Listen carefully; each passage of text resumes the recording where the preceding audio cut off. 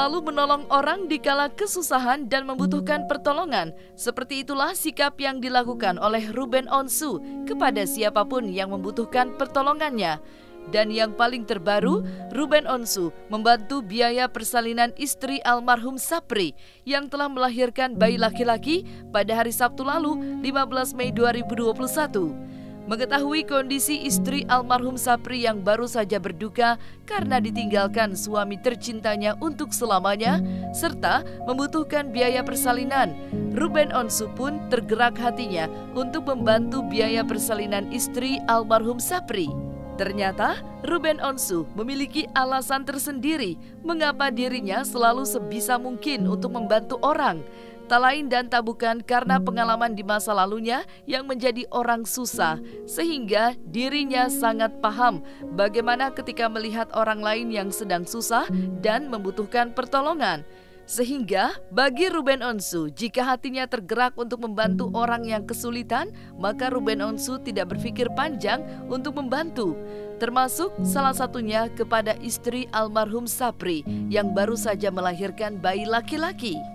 Lama ya, 8 tahun ada, 8 tahun. Seperti apa mungkin Bapak melihat sosok Sapri? Belum pernah saya lihat dia sakit sebenarnya. Ya, belum pernah. Tapi sosok dia itu sosok yang baik, tulus, dan terus ceplas-ceplos. Ya terkadang kalau orang yang nggak mengerti beliau ya, nggak ngerti kalau sebenarnya ceplas-ceplos dan gaya bercandanya dia itu ya apa adanya gitu. Kalau buat saya mah kalau lagi suatu yang kesusahan, saya lebih senang hadir gitu dibanding ada yang pesta gitu. Kalau pesta mah masih bisa entar-entaran lah gitu. Tapi kalau kesusahan, karena saya berangkat dari orang susah sih mbak gitu, jadinya saya tahu betul sebenarnya pada saat itu yang saya harapkan tuh apa gitu.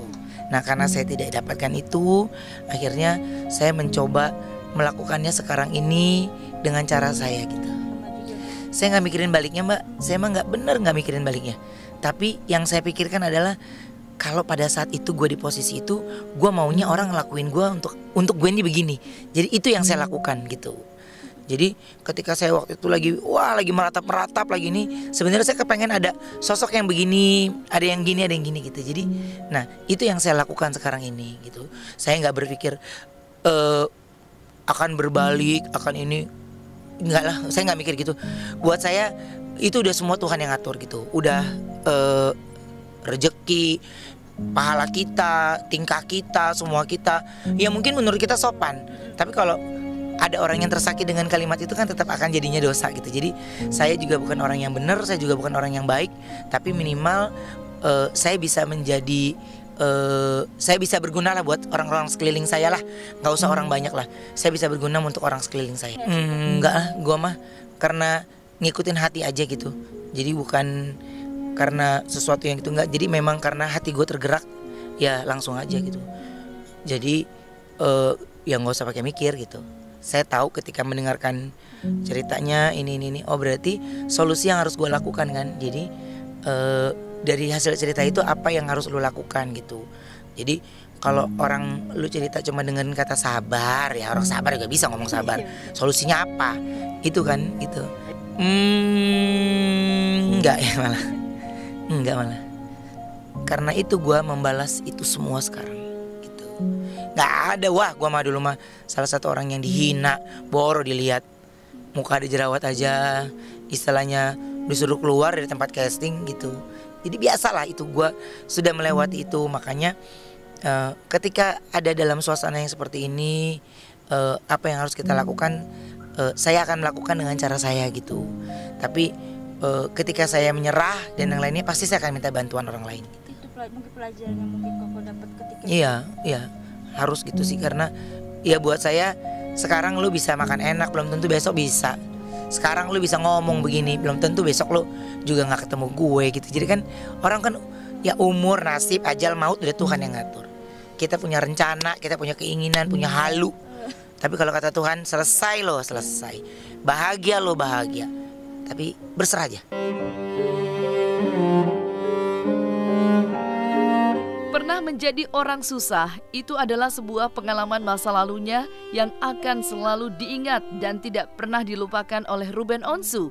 Dirinya pun sadar bahwa harta dan uang yang dimilikinya bukanlah sepenuhnya milik Ruben Onsu, melainkan ada hak orang lain yang kesusahan dan perlu membutuhkan pertolongan. Sadar akan hal tersebut, Ruben Onsu pun telah mengajarkan dan mendidik anak-anaknya agar selalu berbagi uang dan rejeki kepada orang lain yang membutuhkan. Hal itu, gitu ya. Saya punya rasa akan hal itu kan. Yang menjadi PR ini adalah saya menanamkan ini untuk anak-anak saya gitu. Jadi yang harus saya tegaskan ke mereka itu adalah sebagian uang yang kita punya itu nggak sepenuhnya punya kita.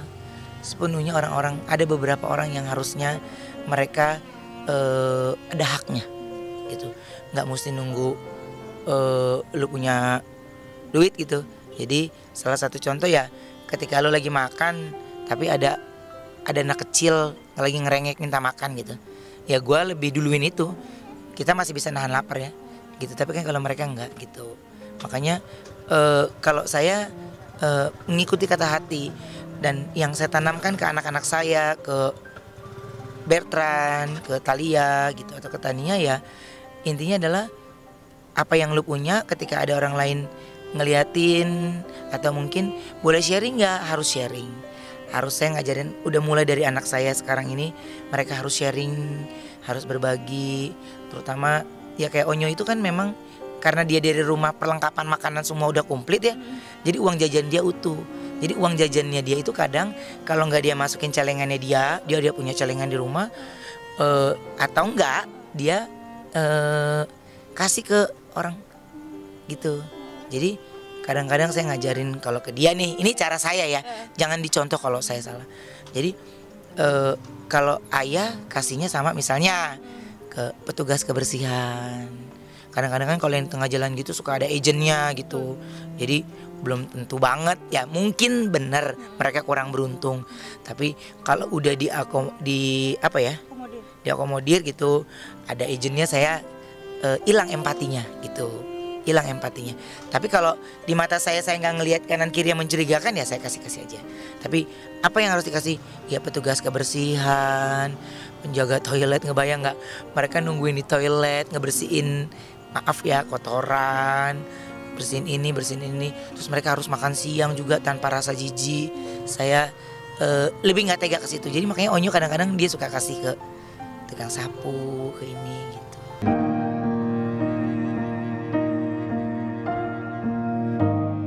Pilu di hati yang membekas atas kehilangan suami tercinta menggoreskan luka di hati yang sontak saja membuat Irma berlinang air mata.